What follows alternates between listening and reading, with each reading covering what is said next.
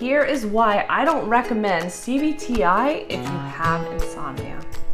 Hi, I'm Caitlin and welcome to this week's video. So today I'm going to be talking to you about CBTi, as I already mentioned, and why I don't recommend it if you have insomnia. Now, when I had insomnia, I went through 2 rounds of it because it was supposed to be the gold standard, the best thing out there at the time. And so I felt like that was the right thing to do, of course. So I did a couple rounds of it. It did not help me much. There were some positive aspects about it, and I will be talking about that, but I did a couple rounds. It didn't do that much for me. And if I never want to do sleep restriction ever again, okay?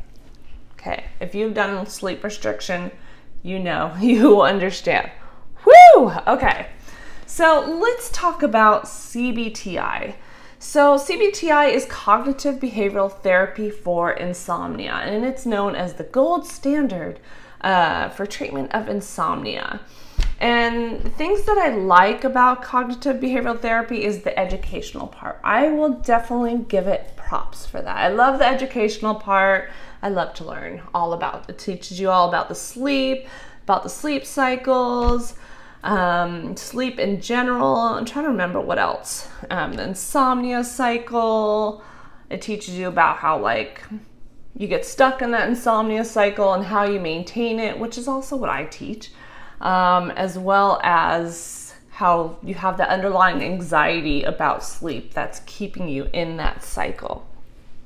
I can't remember what else. It's been a little while since I've done CBTi, but the educational part is great. I love it. So what I don't like is the implied controllability aspect of it.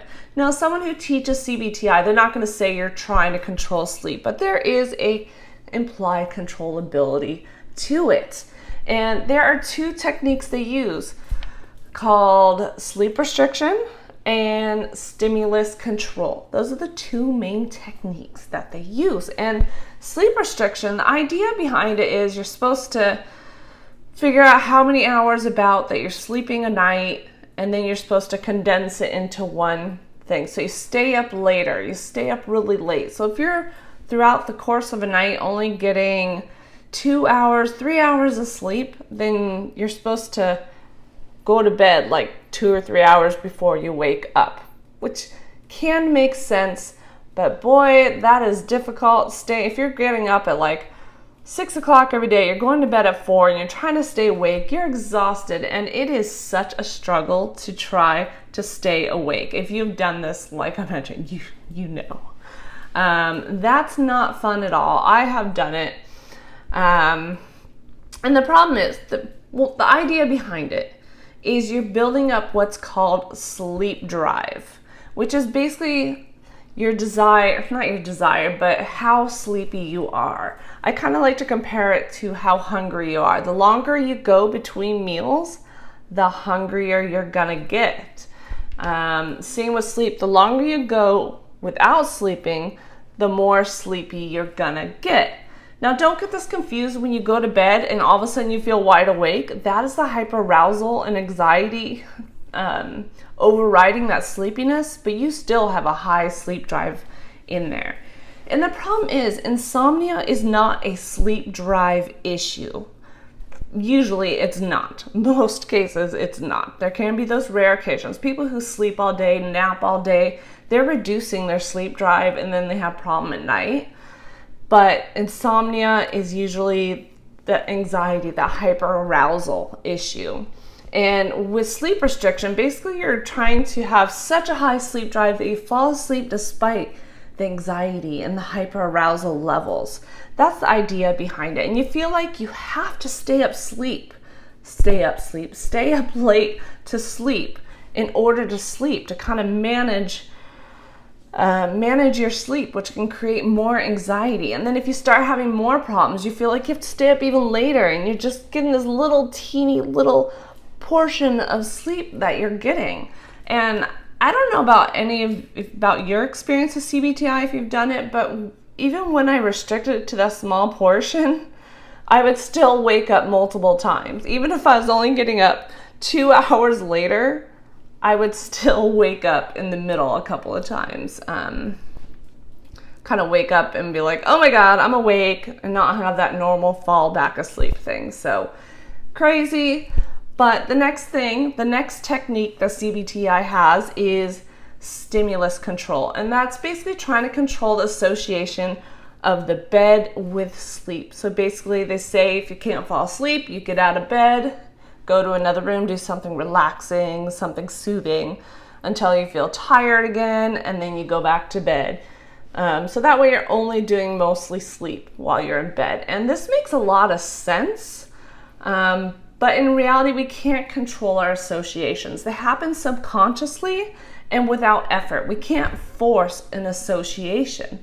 And in reality, it's not associating the bed with lack of sleep. It's just associating, you're having that fear of not being able to sleep. You have these subconscious thoughts that you may not even be aware of. These thoughts deep in your head saying like, what if I don't sleep? Am I gonna sleep? What's gonna happen if I don't sleep? How am I gonna get through the day? You may be aware of them, you may not be aware of these thoughts.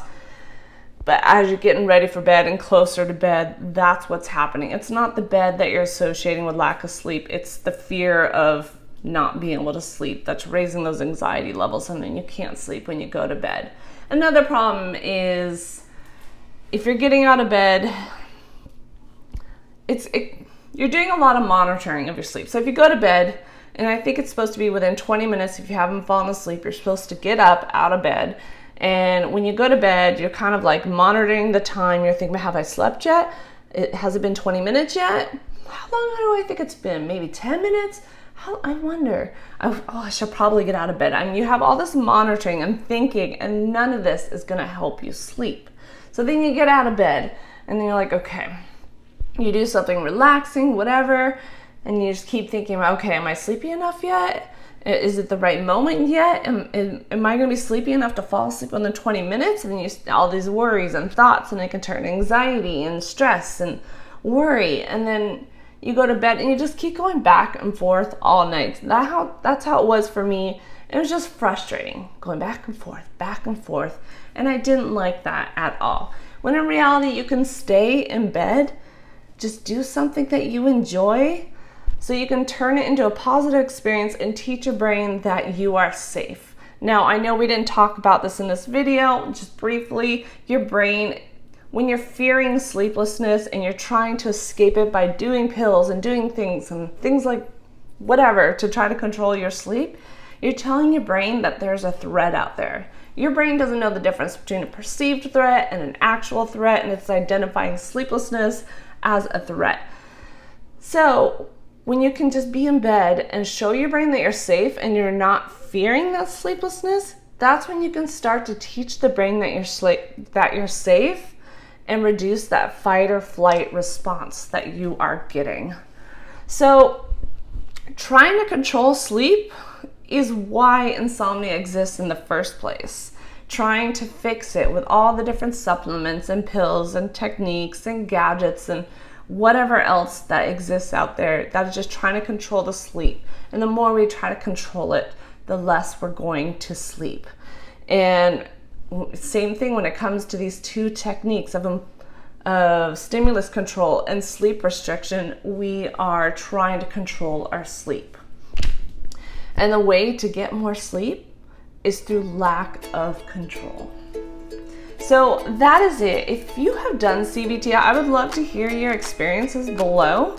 Other than that, that is it. And I hope you found this video helpful, and I will see you in Instagram, and I'll see you in next week's video.